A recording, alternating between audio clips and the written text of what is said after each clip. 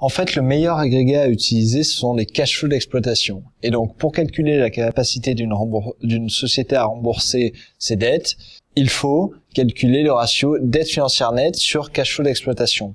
Pourquoi? Parce que votre dette nette, vous la remboursez uniquement avec du cash. C'est pas avec des résultats, c'est pas avec des investissements, c'est pas avec l'actif économique que vous allez rembourser votre dette financière nette, ce sont avec des cash flows, c'est avec du cash. C'est seulement avec ça que vous pouvez rembourser votre dette financière nette. Vous vous souvenez dans notre tableau de cash flow, quand on était arrivé au point où on avait notre cash flow d'exploitation plus notre cash flow d'investissement, on pouvait à ce moment-là rembourser des dettes, faire des augmentations de capital ou distribuer du cash aux actionnaires.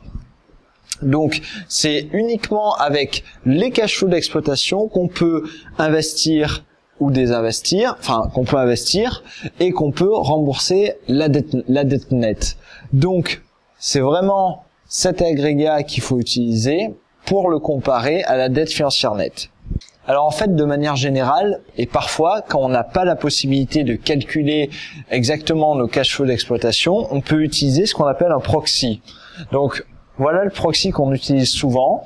On calcule la dette financière nette divisée par l'EBE. L'EBE, c'est l'excédent brut d'exploitation. Et donc, vous vous souvenez, l'EBE, c'est en fait la marge qui vient juste avant les dépréciations et les amortissements. C'est en fait le résultat, c'est en fait le chiffre d'affaires, moins la consommation de l'exercice, moins les frais de personnel et les charges externes. Et donc on obtient l'EBE qui est en fait un ratio qui reflète assez bien l'activité et le cash dégagé par l'activité de l'entreprise dans le cas où donc la variation de BFR, si vous vous en souvenez, est assez réduite. Donc c'est un proxy qui est assez bon et souvent on l'utilise quand on n'a pas la possibilité d'utiliser les cash flows d'exploitation. Donc maintenant je vais vous donner un peu une idée de ce qu'on attend d'une société. Donc en fait, vous allez étudier ce ratio ou ce proxy et vous allez essayer de comprendre à quoi il correspond.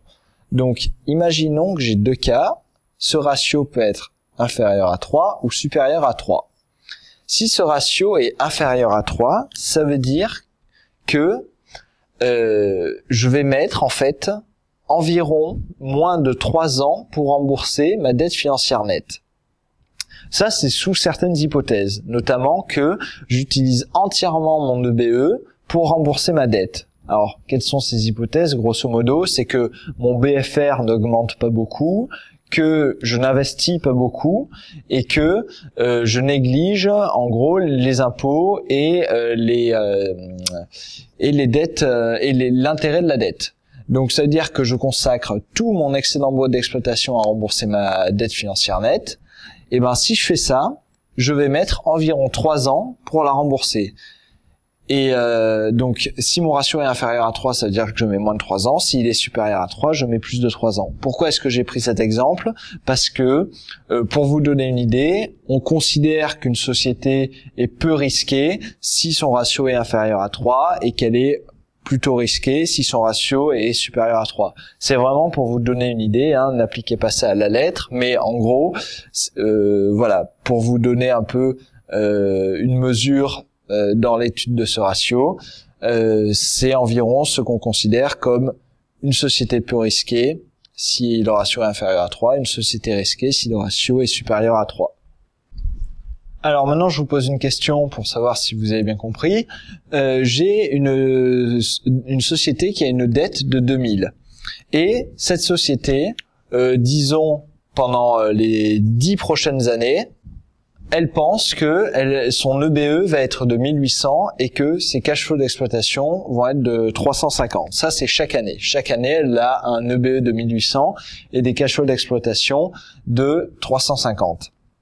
Imaginez-vous que vous êtes une banque, une société vient vous voir avec ces chiffres-là, donc ça peut être sous forme d'un business plan par exemple. À votre avis, est-ce que en gros vous lui prêteriez de l'argent supplémentaire?